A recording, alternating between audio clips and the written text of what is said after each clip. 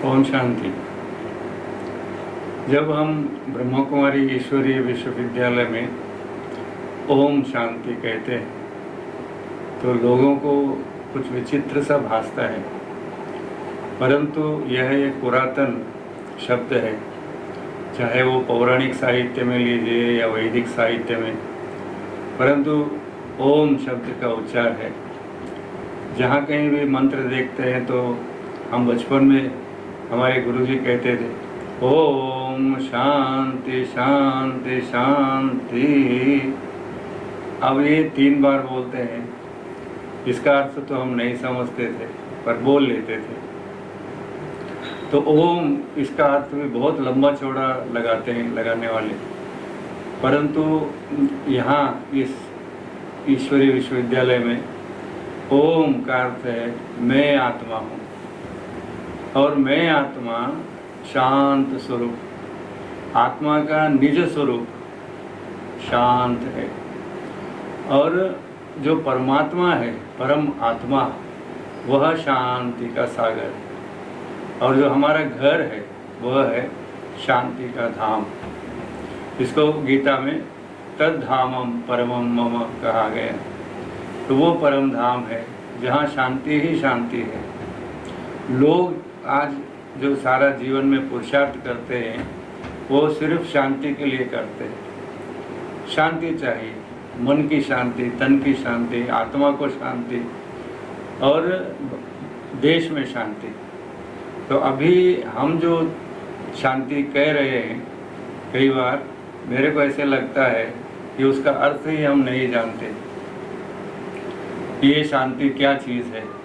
और फिर हम जितना भी हमारे पास साहित्य है, पौराणिक वैदिक भी, उसमें ऐसा कौन सा समय है जहाँ शांति थी।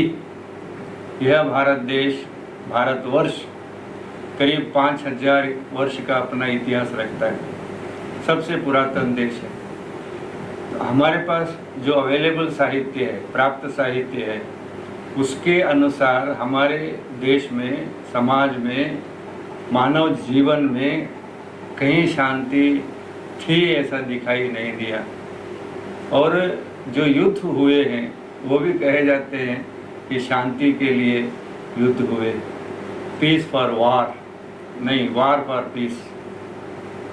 तो ये युद्ध क्यों किए गए? शांति के लिए। तभी किसी ने कहा कि खून से खून का रास्ता साफ नहीं किया जा सकता। अशांति या युद्ध के माध्यम से हम कभी शांति को नहीं बनाते। और भारत आज के दिन के इतिहास में भी हम लेंगे तो भारत कभी भी किसी भी देश पर हमला नहीं किया है, किसी के भूमि का आक्रमण नहीं किया है, अतिक्रमण नहीं किया है। तो ऐसे एक इतिहास हमारा है। तो फिर शांति कब थी? आप देखेंगे जो भी उदाहरण हमारे पास मिलते हैं तो वो वस्तु पहले अच्छी होती है, धीरे धीरे धीरे क्रमेण उसमें फर्क आ जाता है। और फिर जब हम आत्माभिमानी थे, आत्माभिमानी माना देह में होते हुए भी हम आत्मा के अभिमान में जीते थे। जैसे किसी को धन का अभिमान होता है, किसी को प्रोफेशन का अभिमान होता है, किसी को अधिकार का अभिमान होता है। तो अभिमान बहुत है, पर यहाँ हम देखते हैं कि आत्मा का अभिमान, कि आत्मा सच्चिदानंद स्वरूप है, तो वो सत्य है। माना ट्रूथ इज एटर्नल, सत्य अविनाशी है। माना आत्मा अविनाशी है, आत्मा का कभी विनाश नहीं होता है। आप देखेंगे गीता के 2 अध्याय में आत्मा के बारे में बहुत कुलंकुश रीति से ज्ञान दिया गया है कि आत्मा अजर अमर अविनाशी है, कटती नहीं, मरती नहीं, जलती नहीं। परंतु उससे मेरा क्या लेना देना? मुझे यही लगता है कि उससे मुझे क्या लेना देना। परंतु वो इसलिए कि आत्मा जो है, इतना ज्ञान यदि पहले होता हमको कि आत्मा जो अविनाशी है, अजर अमर है, और वही आत्मा मैं ही आत्मा हूँ, मेरी आत्मा नहीं, मैं ही आत्मा हूँ। और आत्मा का जो निज गुण है वह शांत है। जैसे कहा जाता है कि ओरिजिनल कलर वाइट है, सफ़ेद है, श्वेत है, ऐसे ही आत्मा का गुण जो है ना वो शांत, और तभी उस शांति को आत्मा ढूंढ रही है। आज मैं कहूँ 5 इतने वर्षों में देखा गया है कि आत्मा शांति के पीछे ही, चाहे वो युद्ध के माध्यम से, चाहे पूजा पाठ के माध्यम से, चाहे मंत्र इत्यादि के माध्यम से। तो हमने जो शांति मांगी वह शांति न केवल व्यक्तिगत शांति थी, बल्कि हमने ये कहा कि शांतिराप शांतिरोषधयः, यह भूमि शांत होनी चाहिए, जल शांत होनी चाहिए, औषधि शांत होनी चाहिए, वनस्पति शांत होनी चाहिए, सर्वभूम, सारा ये भूमंडल, आकाश, सूक्ष्म लोक सब शांत होने चाहिए। तो क्या शांत होना माना निष्क्रिय होना? नहीं, निष्क्रिय नहीं, और ये अधिक सक्रिय, शांति में रह करके हम पार्टिसिपेट करेंगे जीवन के हर पहलू को। तो ऐसे गीता में कहा गया, जैसे वो शब्द अलग है परंतु भाव उसका वही है, योगस्थः कुरु कर्माणि। लोग समझते हैं कर्म छोड़ो योग करो, या तो फिर कर्म करो, कर्म को ही योग समझो, पर यह ईश्वरीय विश्वविद्यालय कह रहा है, गीता ने भी कहा है कि योगस्थ, योग में रह करके तुम कर्म करो। अब ये क्या चीज़ है? योग में रह करके माना शांति में रह करके आप कर्म करो, ताकि उसका रिजल्ट अच्छा निकले, लाभकारी निकले। इसीलिए आत्मा शांत है। तो शांति मंत्र भी आप देखेंगे कितना विशाल है हमारा। हम कभी स्वार्थ से ही कोई कार्य नहीं करते, बल्कि हर कार्य में हम परमार्थ को ढूंढते हैं, परमार्थ को।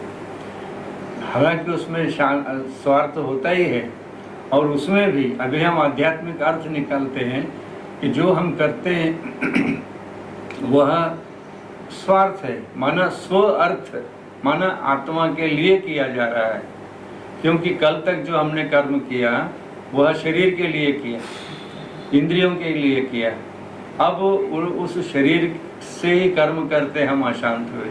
क्योंकि वहाँ है, देखिए गीता में श्लोक, काम एष क्रोध एष रजोगुण समुद्भवः।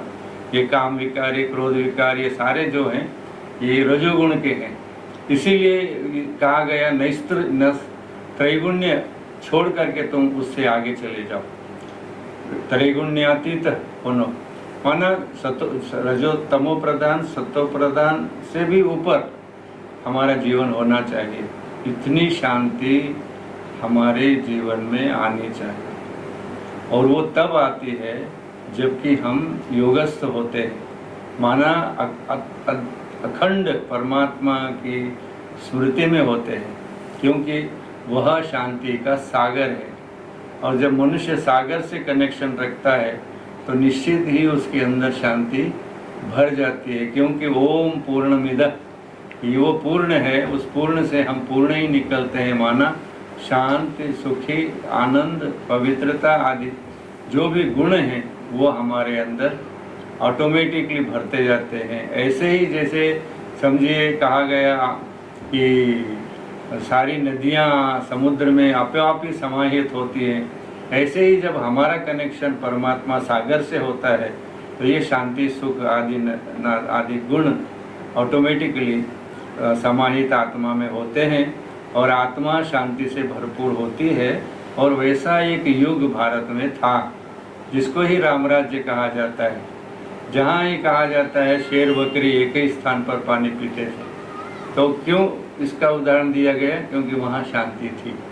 तो हमारा ये विश्वास है, फेथ नहीं, विश्वास है कि भारत में शांति थी सतयुग और त्रेता युग में। सुख था, आनंद था, पवित्रता थी, और हम तब जब शांत, सुख, आनंद स्वरूप थे तो हम मनुष्य ही देव मानव कहलाते थे, देवता कहलाते थे। तो वो कहा भी गया, विष्णु पदम अवाप्नोति, कि हम विष्णु पद को प्राप्त करते हैं, जिसमें न भय है न अशांति है। भय शोकादि वर्जिता, भय भी नहीं है और शोक भी नहीं है, दुख भी नहीं है। न दुख नहीं है तो सुख है, भय नहीं है तो शांति है। तो ऐसी एक दुनिया अब हम लाने के प्रयत्न में हैं। और हम उस दुनिया के नज़दीक जा रहे हैं जहाँ ये शांति, सुख, आनंद होगा। हमारा आग्रह है कि आप भी उस दुनिया में चलने के लिए तैयारी करें। यदि आप नहीं चलेंगे अब, तो फिर आगे चलना मुश्किल होगा, क्योंकि परिस्थितियां बद से बदतर होती जा रही हैं। चाहे वो प्राकृतिक विपत्तियां हैं, चाहे रोग इत्यादि हैं, या मानवीय मूल्यों का हनन होता जा रहा है, देखते हैं। और विज्ञान जो सुख का साधन दिया कल तक, आज वो हमें भय की दुनिया में रखे हुए है। इसीलिए नम्र निवेदन ये है कि हम इस बात को समझने की कोशिश करें कि हम एक शांत स्वरूप आत्मा हैं, हमारा स्वधर्म ही शांत है, और हम शांति में रह करके शांति दुनिया का आवाहन करेंगे। धन्यवाद। ओम शांति।